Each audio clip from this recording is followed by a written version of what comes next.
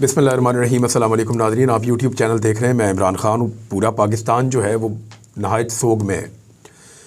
अब तक की इतलात के मुताबिक जो शोहदा हैं उनकी तादाद 100 तक पहुँच गई है, और जो हमारे पुलिस वाले भाई हैं 97 उनकी तादाद बताई जा रही है कि वो शहीद हो गए हैं। शुरू में हमें 20 का पता चला, फिर 30 तक आया, 40 तक तादाद आई। आज सुबह मुझे पता चला, जब मैंने पहला वीलॉग किया 59, फिर 80 का पता चला कि 80 तक तादाद पहुंच गई है। और अब इत्तला आ रही है कि 100 लोग शहीद हो गए हैं और मज़ीद शहादतों का ख़तरा है। एक वजह यह भी है कि पाकिस्तान के पास हेल्थ के वैसे इंतज़ामात नहीं हैं, और जो ज़ख्मी हैं वो भी शहीद होते चले जा रहे हैं। और धमाका बहुत शदीद नौइयत का था, तो लोग जांबर हो नहीं पा रहे, और अभी भी शदीद ज़ख्मी वहाँ पे मौजूद हैं। ये बड़ा बदकिस्मत वाक़या है, और इसके ऊपर पूरा पाकिस्तान हिल गया है। कौमी असम्बली में भी इसके ऊपर बात हो रही थी। अपोजिशन तो अब वहाँ पे है नहीं। पाकिस्तान तहरीक-ए-इंसाफ के लगभग 125 बंदे फ़ारग कर दिए गए हैं, वो तो वहाँ मौजूद नहीं हैं। हुकूमती जमातें वहाँ पे इसके ऊपर डिस्कशन कर रही थी।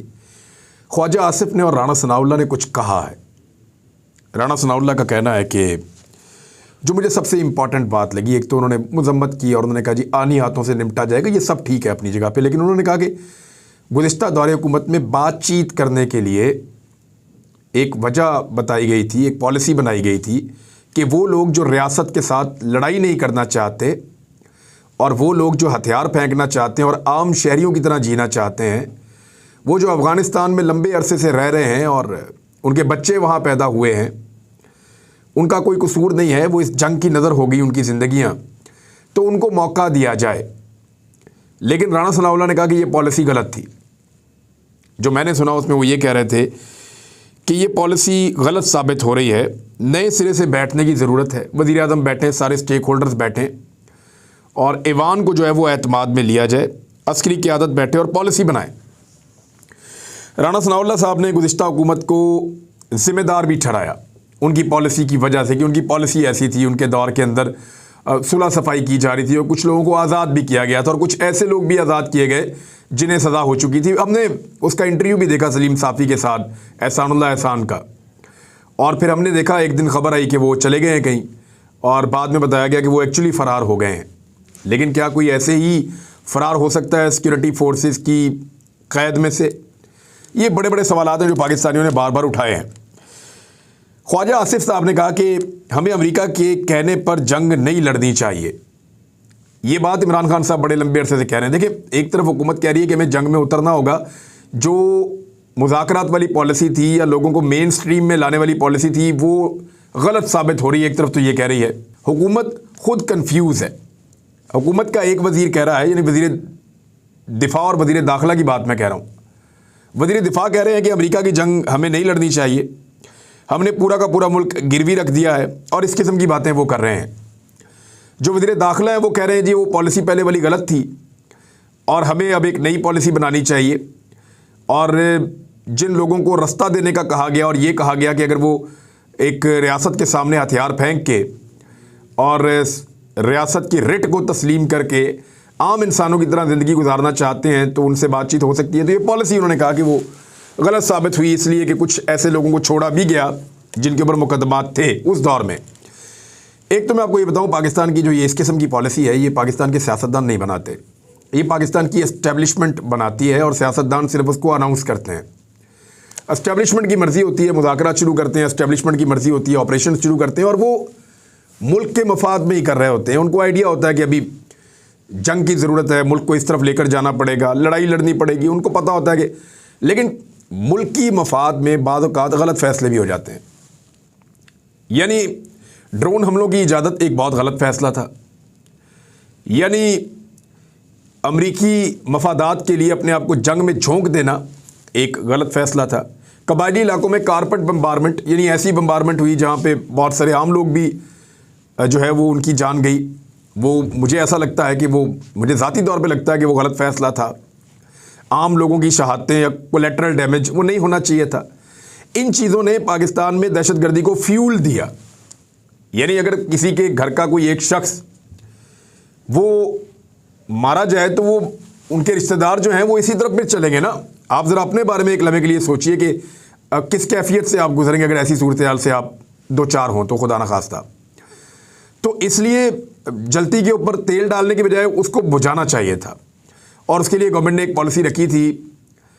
अब कुछ चीज़ें हैं जिनकी मैं निशानदेही करना चाहता हूं जो गुज़िश्ता थोड़े अरसे में हो रही है।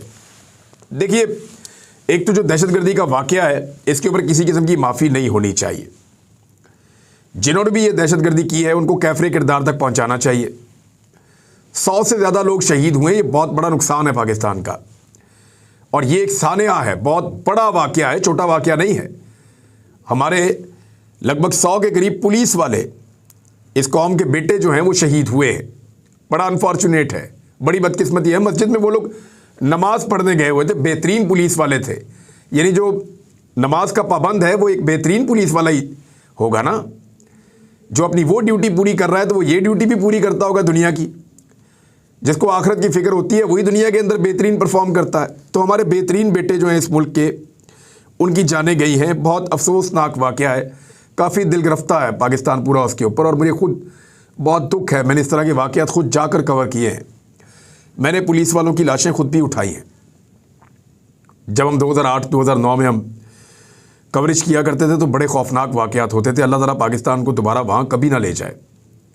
पाकिस्तान में दहशतगर्दी गुज़िश्ता कुछ अरसे से बढ़ रही है। इसके बारे में बार बार मैं अपने वीलॉग्स में ख़बरदार कर चुका हूँ, और बहुत मरतबा बाकी लोग भी ये कह चुके हैं, और लगातार अदाद-ओ-शुमार आ रहे हैं। तहरीरी तौर पर भी ये चीज़ें सामने लाई जा रही हैं, लेकिन ऐसा लगता है कि इसके ऊपर तवज्जो नहीं दी जा रही। मुराद सईद लंबे अरसे से इसके ऊपर चिल्ला रहे हैं। उन्होंने कई मरतबा ये कहा, मुराद सईद ने, कि दहशतगर्दी को एक डिज़ाइन के तहत, एक मंसूबे के तहत ऐसा लगता है कि पाकिस्तान के अंदर लाया जा रहा है। अफ़गानिस्तान से मुसल्लह लोग पाकिस्तान में दाखिल हो रहे हैं और उनको रोका नहीं जा रहा, बल्कि वो स्वात के पहाड़ों तक पहुँच गए हैं। जब मुराद सईद ने इसकी निशानदेही की तो मैंने मुराद सईद से 2 या 3 मरतबा बड़ी डिटेल में बात की, और उन्होंने मुझे ये भी बताया कि मैं ये ख़ुद से कह नहीं सकता, मुझे मुनासिब नहीं लगता, लेकिन ये मुझे डायरेक्टली थ्रेट्स आए हैं कि मुझे मार दिया जाएगा, और बहुत सारी जगहों से आए हैं। लेकिन मैं अपने लोगों के लिए इस लड़ाई को लड़ूंगा। मुराद सईद को मैं सैल्यूट पेश करता हूं कि उसने अपनी जान को ख़तरे में डाल के अपने लोगों के लिए जो है वो डटा रहा, खड़ा रहा, और वहाँ पे स्वात में लोगों ने अमन के लिए आवाज़ उठाई। और फिर हमने देखा कि जैसे स्वात में, दीर में, हर तरफ लोग निकल आए, तो फिर पुलिस के ज़रिए से और सिक्योरिटी फोर्सेस के ज़रिए से उन लोगों को वापस भिजवाया गया जो लोग पहाड़ों पे पहुंच गए थे। और जब वो वापस गए तो मुझे मुराद सईद ने उस रात फ़ोन करके बताया कि अल्हम्दुलिल्लाह अब लोग वापस गए हैं। लेकिन ये लोग आए कैसे, ये सवाल अभी तक मुराद सईद को इसका जवाब नहीं मिला, ना पाकिस्तान को इसका जवाब मिला है। बार बार बताया जा रहा है कि दहशतगर्दी बढ़ रही है, ना सिर्फ बढ़ रही है बल्कि बड़े अजीब तरीके से लोग पाकिस्तान में दाखिल हो रहे हैं। इसके अलावा ऑपरेशन तो देखें, इमरान खान साहब के दौरे हुकूमत में भी हुए, नवाज शरीफ साहब के दौरे हुकूमत में भी हुए, पीपल्स पार्टी के दौरे हुकूमत में भी हुए, और मुज़ाकरात भी इन्हीं अदवार के अंदर हुए। यानी तीनों अदवार में हमें मुज़ाकरात भी मिलते हैं और ऑपरेशंस भी मिलते हैं। ये फ़ैसला जो है वो इस्टेब्लिशमेंट ने ही करना होता है, और सियासतदानों को साथ वो शामिल कर लेते हैं, लेकिन ओनरशिप जो है वो बिलाखिर सियासतदानों की होती है।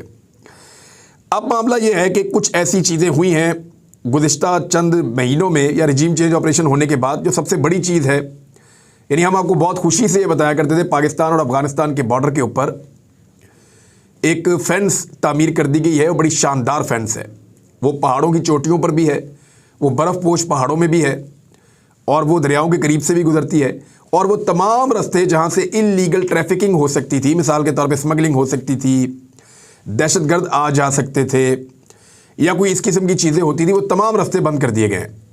और अब सिर्फ गिनी चुनी जो चेक पोस्टें हैं जहाँ पे बाकायदा सिक्योरिटी पर्सनस मौजूद हैं, वो जगह मौजूद हैं, और वहाँ से लोग बाकायदा चेकिंग के बाद पाकिस्तान में दाखिल होते हैं। तो पाकिस्तान खासा महफूज हो गया है। हम ये अच्छी खबर आपको सुनाया करते थे, लेकिन फिर हमने मनाजिर देखना शुरू किए और हमें नज़र आना शुरू हुए। शुरू में हमें लगा कि नहीं, ऐसा नहीं हो सकता। कुछ जगह से बाढ़ उखाड़ने की खबरें आई, कुछ जगह से खबरें आई कि बाढ़ को ना सिर्फ उखाड़ा गया है बल्कि घसीट के ले गए हैं उस तरफ से आने वाले लोग। इन चीज़ों के ऊपर बातचीत की गई अफ़गानिस्तान की हुकूमत से भी। पाकिस्तान की इस्टेब्लिशमेंट ने, पाकिस्तान की हुकूमत ने उनके साथ छोटी मोटी बातचीत की, लेकिन तवज्जो थी नहीं। मसाइल हुए कहाँ?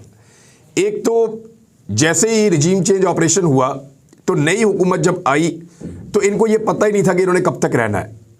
उसकी वजह से इनका एक एतमाद नहीं था। और ये तवज्जो नहीं दे पाए खित्ते की सूरत हाल के ऊपर, ख़ास तौर पे अफ़गानिस्तान में जो एक नई तब्दीली आई थी, ये उसके लिए ज़हनी तौर पे तैयार नहीं थे कि उसमें करना क्या है। जो इमरान खान साहब की हुकूमत थी वो इस पूरे सिनेरियो को एक ख़ास अंदाज में देख रही थी और उसको डील भी कर रही थी। अफ़गानिस्तान की नई हुकूमत को जो तालिबान की है उसको अंगेज करने में या उनसे बातचीत करने में जो पीडीएम की सरकार है वो तकरीबन नाकाम रही। भारत जिनके बहुत बुरे ताल्लुकात थे अफ़गानिस्तान में बनने वाली नई हुकूमत के साथ, उन्होंने अपने ताल्लुकात बना लिए, कुछ ना कुछ करके बातचीत करके कुछ ना कुछ रास्ता उन्होंने निकाला। लेकिन पाकिस्तान की जो मौजूदा पीडीएम की हुकूमत है ये इस मामले में कतराती रही है, घबराती रही है। उसकी कुछ वजूहात हैं। एक तो पाकिस्तान पीपल्स पार्टी का अपना एक मौक़िफ़ है अफ़गानिस्तान को लेकर, और पीपल्स पार्टी जो है क्योंकि लेफ़्ट की एक पार्टी है और वहाँ पे राइट विंगर्स की हुकूमत है अफ़गानिस्तान में, तो एक रीज़न तो ये हो गया कि कौमी मफाद एक साइड पे, उनकी अपनी एक पॉलिसी थी जिसकी वजह से वो थोड़ा दूर चले गए अफ़गानिस्तान की हुकूमत से। दूसरा ये हुआ कि इनको अपनी पड़ी हुई थी कि पाकिस्तान में ये रहेंगे या नहीं रहेंगे, और ये पॉलिटिकल चीज़ों पे इनकी तवज्जो ज़्यादा थी। तीसरा ये था कि क्योंकि इमरान खान साहब ने ये इल्ज़ाम लगाया था कि रिजीम चेंज ऑपरेशन के पीछे अमेरिका की ख्वाहिश है, और बहुत सारे लोग जानते हैं कि इसमें बहुत सारी चीज़ें जो हैं उनकी हकीकत भी है, साइफर भी आया हुआ है।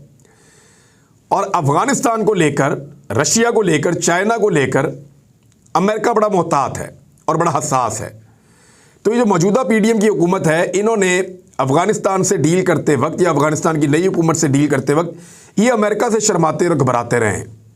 इन्हें ऐसा लगा कि अगर हमने अफ़गानिस्तान के मामले में कोई इंडिपेंडेंट पॉलिसी बनाई, या हमने अफ़गान हुकूमत के साथ डील किया, या हमने उनसे अपने मुतालबात सामने रखे, उनकी बात सुनी, अपनी बात सुनाई, या उनके साथ एंगेजमेंट्स को बढ़ाया, तो इसमें अमेरिका जो है वो खासा हसास है, हमारे लिए प्रॉब्लम पैदा हो जाएगा। ये चीज़ भी रास्ते में आई है, यानी फेंस उखड़ती चली गई। और फेंस उखड़े तो इसका मतलब ये है कि वहाँ सिक्योरिटी की सिचुएशन वो नहीं रही जो पहले थी। दूसरा, एंगेजमेंट्स बहुत कम होती चली गई। फिर अमेरिका का एक खौफ था या एक इस किस्म की कन्फ्यूजन थी कि अगर अमेरिका नाराज़ हो गया तो फिर क्या करेंगे, लिहाजा उनके साथ बात ही नहीं हो सकती। तो एंगेजमेंट्स जब नीचे चली गई तो मुश्किलात बढ़ती चली गई, और मुश्किलात बढ़ते बढ़ते यहाँ तक पहुँची कि अब पाकिस्तान में दहशतगर्दी की एक नई लहर का हमें सामना है। खारजी महाज के ऊपर अमरीकी खौफ हमारे ऊपर गालिब है। अफ़गानिस्तान से डीलिंग में अभी तक हमारा फुकदान है, और फेंस हटाने के मामलात पे अभी तक हम किसी नतीजे पर नहीं पहुँचे। फौरी तौर पे ये चीज़ें करनी पड़ेंगी, और इंटेलिजेंस का एक बहुत बड़ा फेलियर है इस किस्म का वाक़या। हमारे 100 बेटे शहीद हो गए हैं, और ये इंटेलिजेंस का एक बहुत बड़ा फेलियर है। क्या इसके ऊपर किसी से जवाब लिया जाएगा, या इसके ऊपर कोई जवाब देगा? क्योंकि पाकिस्तान में ताकतवरों ने कभी जवाब दिया ही नहीं, वो सिर्फ सवाल करने की अहलियत रखते हैं, जवाब देना ही नहीं चाहते। और अभी भी तवज्जो कहाँ है? पाकिस्तान की तवज्जो ऐसा लगता है सिर्फ इमरान खान पे है। तोशाखाना केस, इमरान खान पर फ़र्द जुर्म आयद करने का फैसला, अगले हफ्ते फ़र्द जुर्म आयद हो जाएगा। और भाई तोशाखाना में सबका रिकॉर्ड निकालो, सबको जेल में डाल दो। इमरान खान ने घड़ी खरीद के बेच दी तो केस बन गया। इससे पहले पता करें किस किस ने वहाँ से क्या क्या लिया, कोई गाड़ियाँ ले गया, कोई चीज़ ले गया, कितने में ले गया। आज तक रिकॉर्ड पब्लिक ही नहीं कर रहे। रिकॉर्ड पब्लिक करें, पता चल जाएगा। दूसरी जानिब मुश्किलात बढ़ती चली जा रही हैं, बढ़ती चली जा रही हैं। पाकिस्तान अपना सामान बेच रहा है, और IMF की शराइत बड़ी कड़ी हैं जो अब सामने आ रही हैं। लेकिन मैं आपको एक चीज़ बताऊं, मुझे ऐसा लगता है कि पाकिस्तान के गरीबों का ना IMF ज़्यादा बड़ा हमदर्द है पाकिस्तान की हुकूमत से भी। वजह यह है कि IMF जब भी शराइत लेकर आता है वो बड़े लोगों के लिए लेकर आता है, तगड़े लोगों के लिए लेकर आता है। इन पर टैक्स लगाओ, इनको पकड़ो। लेकिन अब हालात ही इतने बुरे कर दिए हैं कि उनको सब्सिडीज़ भी ख़त्म करवानी पड़ रही हैं, तो गरीब आदमी के लिए मुश्किलात बढ़ेंगी। IMF की जो बड़ी शराइत हैं, डॉन अखबार के मुताबिक अमीरों पर टैक्स लगाया जाए, यानी जो आपकी एलीट क्लास है उसके लाइफस्टाइल को तब्दील किया जाए। हुकूमत के ऊपर ये दबाव आएगा और हुकूमत को ये करना पड़ेगा। काबीना के हुजूम में बहुत बड़ी कमी की जाए। अब मामला ये है कि शहबाज शरीफ साहब ने सबको राज़ी रखा हुआ है, सबके बंदे जो हैं वो भर्ती किए हुए हैं काबीना में। 77 बंदे हैं काबीना में। अब काबीना का हुजूम कम करने का वो कह रहे हैं। जो मुल्क पाकिस्तान को कर्जा देते हैं उनकी काबीना है 20-25 बंदों की, और जो पाकिस्तान कर्जा लेता है उसकी काबीना है 77 बंदों की, और कमेटियां अलग से बनाई हुई हैं शहबाज शरीफ साहब ने। तो ये काबीना का हुजूम कम करना एक बहुत बड़ा मसला होगा, क्योंकि PMLN के, पीपल्स पार्टी के, फजलुर रहमान के, ANP, MQM, बलूचिस्तान अवामी पार्टी, कुछ आज़ाद उम्मीदवार जो जीत कर आए हुए हैं, इन सब के जो हैं वो वजारतें कम करनी पड़ेंगी। तो जब वजारतें कम करेंगे तो फिर इख्तलाफात बढ़ेंगे, वजारतें कम करेंगे तो पैसा देना पड़ेगा, पैसा कहाँ से देंगे, पैसा भी नहीं है। तो IMF की शराइत बड़ी सख्त है। एक शर्त ये भी है कि जो सरकारी सतह के ऊपर प्लॉट्स दिए जाते हैं, अगर किसी को प्लॉट दिया जाए तो एक से ज़्यादा प्लॉट देने की पॉलिसी ख़त्म कर दी जाए। वो बिल्कुल ठीक बात है, जिसने रहना उसने एक घर में रहना है। एक बंदा ये तो नहीं हो सकता कि वो इधर भी उधर भी उधर भी उसको आप प्लॉट दे दें। भाई बेघर आदमी को आप प्लॉट देते हैं तो एक आदमी को एक प्लॉट दे दें, वो अपना घर बना ले। अगर उसने ज़िंदगी लग्जरी गुजार दी है तो पैसा कमाए, अपने 50 घर बनाए, 50 घरों के अंदर 50-50 मुलाजिम रखे, हर घर के अंदर 5-5 गाड़ियाँ रखे, पाकिस्तान के अंदर ही पैसा खर्च करे। अच्छी बात है, बहुत अच्छी बात है। एक और मेरी गुजारिश है कि इस वक्त पाकिस्तानी जिन्होंने पैसा होल्ड किया हुआ है पाकिस्तान से बाहर, ख़ास तौर पे वो एक्सपोर्टर्स जिन्होंने माल एक्सपोर्ट कर दिया था और बहुत सारा पैसा पाकिस्तान के बाहर बैंकों में उनका पड़ा हुआ है और वो पैसा पाकिस्तान में मंगवा नहीं रहे, उनसे गुजारिश है कि अब डॉलर चला गया 270 रुपये पे और इंटर बैंक का जो रेट है उसको नॉर्मलाइज कर दिया गया IMF की शर्त के बाद। तो अब आप अपने पैसे पाकिस्तान में मंगवा लें, आपको अच्छा खासा रेट मिल रहा है, आप पाकिस्तान में पैसे मंगवाएं, पाकिस्तान में डॉलर आएगा, पाकिस्तान का भला होगा। तो मेरी सिर्फ ये गुजारिश है तमाम लोगों से कि वो लोग अब पैसे पाकिस्तान में मंगवाना शुरू करें ताकि पाकिस्तान के अंदर डॉलर्स आएँ और सूरत-ए-हाल पाकिस्तान की बेहतर हो। और मुझे उम्मीद है इंशाल्लाह कि डॉलर 250-240 यहाँ तक नीचे वापस आएगा। IMF ने अगर कुछ पैसे दिए तो कुछ थोड़ी सी स्टेबिलिटी आएगी, लेकिन महंगाई कम नहीं होगी। डॉलर का जो रेट है वो कुछ थोड़ा सा नीचे आ जाएगा और कुछ चीज़ें थोड़ी बहुत मैनेज हो जाएंगी, लेकिन महंगाई पाकिस्तान में कम नहीं होगी, वो बढ़ती चली जाएगी। ये IMF की शराइत है, मैंने आपके सामने रखी। फवाद चौधरी की जो वाइफ की एक तस्वीर आई है और जो बच्चों के हाथों की तस्वीर आई है कि उनके सबके हाथों पे यहाँ पे वो मोहरें लगी हुई हैं जेल की, और वो फवाद चौधरी को मिलकर आए हैं। तो वो बेनज़ीर भुट्टो की एक तस्वीर हमें याद आ गई जब वो अपने बच्चे पकड़ के आसिफ अली जरदारी से मिलने के लिए जेल में गई थी। तो ये वैसे ही मनाज़िर लगते हैं कि फवाद चौधरी की वाइफ भी फवाद चौधरी से मिलवाने बच्चियों को लेकर ऐसे जेल में गई हैं। लेकिन बात एक बड़ी इंटरेस्टिंग है कि पहले जो काम सालों में जाकर होता था ना, वो अब दिनों में हो जाता है। शेख रशीद कहते हैं कि हम कई साल अंदर रहते थे, खबर नहीं छपती थी, और अब जो कोई लीडर अंदर जाता है फौरी तौर पे पूरे मुल्क में आग लग जाती है। तो जितनी तेज़ी से ये चीज़ें फैल रही हैं, जितनी तेज़ी से ये चीज़ें हो रही हैं, काश हमारा मुल्क भी इतनी तेज़ी से ठीक हो जाए। और हो सकता है, याद रखिएगा, हो सकता है। अगले व्लॉग में कुछ और चीज़ें बताता हूँ इलेक्शन के हवाले से। अब तक के लिए इतनी, अपना ख्याल रखिएगा, अपने चैनल का भी। अल्लाह हाफ़िज़।